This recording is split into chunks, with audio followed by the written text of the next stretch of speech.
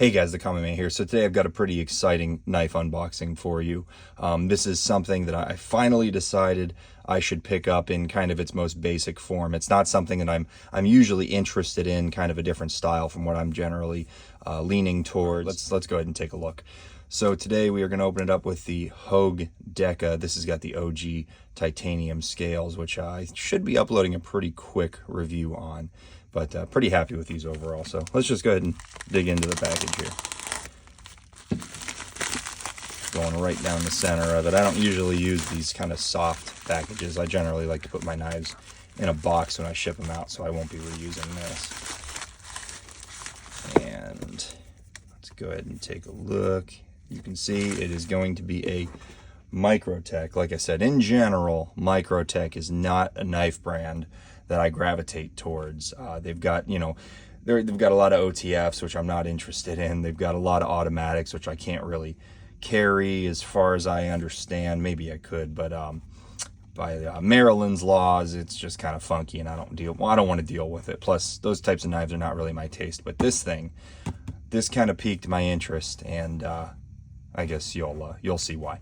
So, very nice packaging. I like this kind of unique shape cut into the box. That's interesting.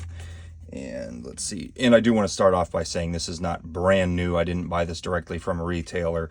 My understanding, this is like new in box, all original packaging with maybe some very, very light signs of use, but it should be overall a pretty good representation of what you'd get brand new.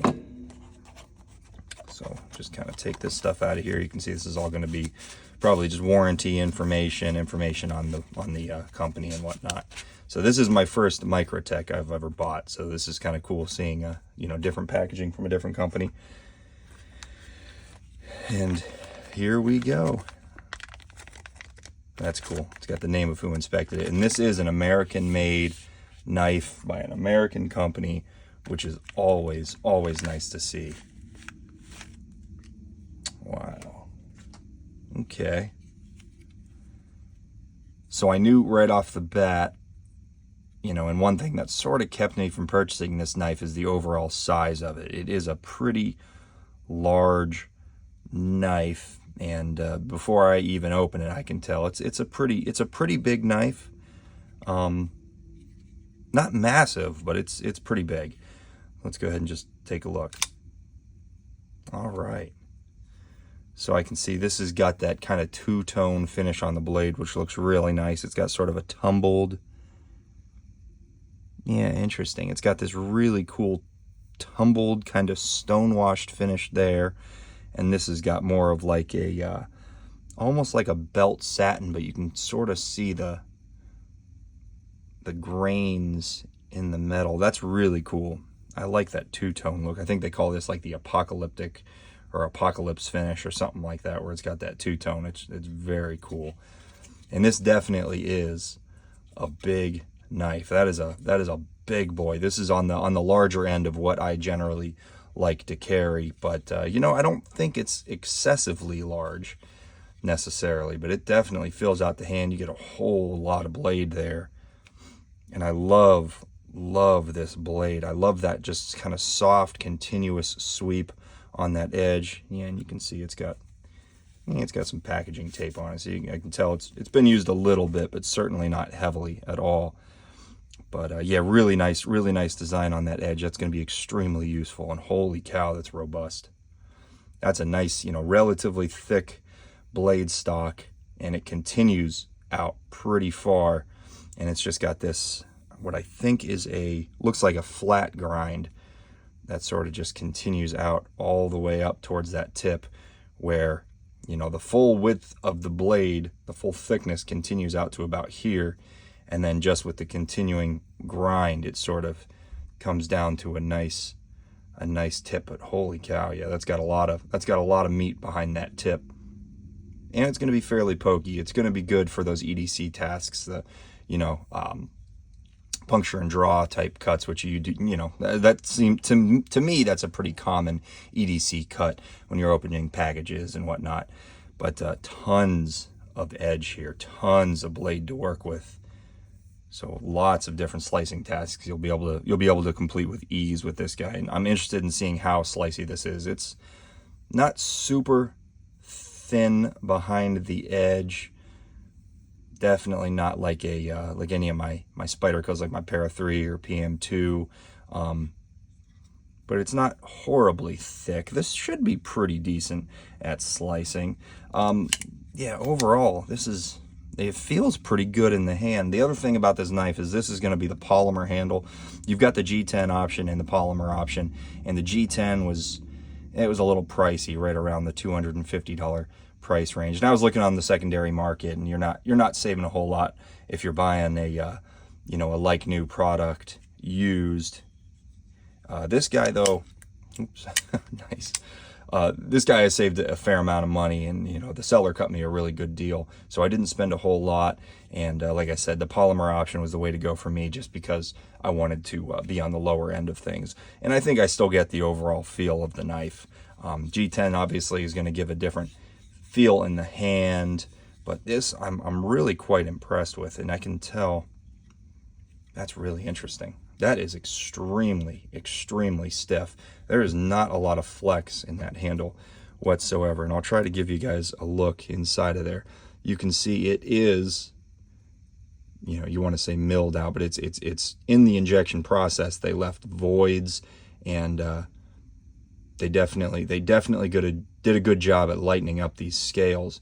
But all that ribbing in there still leaves a ton of material, and lots of stiffness in those scales, so that's really nice to see. So even though it is the polymer, it still gives a really good, robust feel, almost as if it's got full metal liners, but it definitely does not. It's just got what looks like cartridge liners to kind of build out this whole Ram-Lok system, and then it's got this nice, thick, what I'm sure is steel. I don't have a magnet with me right now to test it, but I would imagine this is a steel backspacer, which certainly helps in that robust kind of heavy duty feel. And it's a nice thick backspacer too. Yeah, overall really nice feel in the hand. Definitely fills it out. You've got plenty of room for wherever you want to hold this thing. You can hold it nice and far back here. You still get use of the jimping up here for the thumb. You can choke right up on it, use that forward choil there. And man, even with your finger in the forward choil, look how much blade you still have. Actually, I want to measure that. I'm curious how much blade, just how much cutting edge we've got here. So it looks like we're going to be just a hair over 3 1/4 inches of cutting edge, and probably about 3 3/4 or so of overall blade length.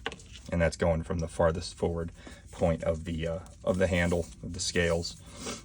So that's a pretty big guy, and I don't want to get too in depth, because like I said, this is just going to be my initial impressions and unboxing. I'll do definitely, after seeing this, there's a lot to take a look at, so I will definitely do a full review video, and that should be coming relatively soon. I'd like to get a little bit of pocket time before I do so I can really give a good review of it.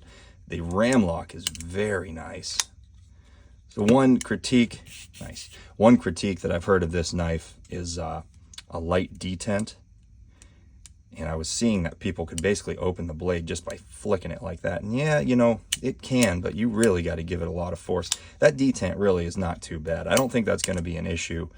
Man, that Ram-Lok is super nice. I keep getting this blade is so long that I have to lift it up farther from the table than what I'm used to. Yeah, I like the operation of that Ram-Lok. You can tell there's a lot of force required to pull it back, but not so much that it's annoying or inconvenient. Really nice action. I mean, that swings totally free. Check. Yeah, full total lockup. I'm not feeling any movement. Sometimes you get that little bit of a tick, tick, tick, like just where you can just barely tell, but there is nothing here. Forward, backward, side to side, up and down. I would hope there's no up and down, and there is not.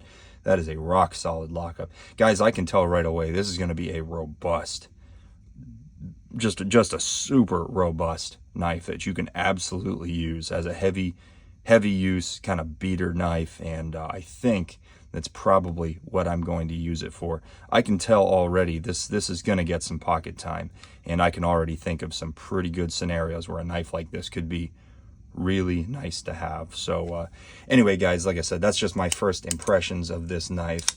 Overall, so far, pretty impressive. And stay tuned, stick around, and just keep an eye out for that full review. That should be coming probably in the next couple of weeks or month or two. And I'll let you know my thoughts as I start to really get some experience using this guy. But anyway, thanks for watching, guys. I really appreciate it. If you want to see more of my content, if you'd like to subscribe, that would be awesome. Help out the channel a lot. And please leave your comments. Let me know what you think of this thing. Like I said, I know it was pretty well received, but I'm sure it's got some, I don't know, some of the design characteristics of it, I can imagine, would be somewhat polarizing. So let me know what you think. I'd love to read your comments. Anyway, thanks, guys.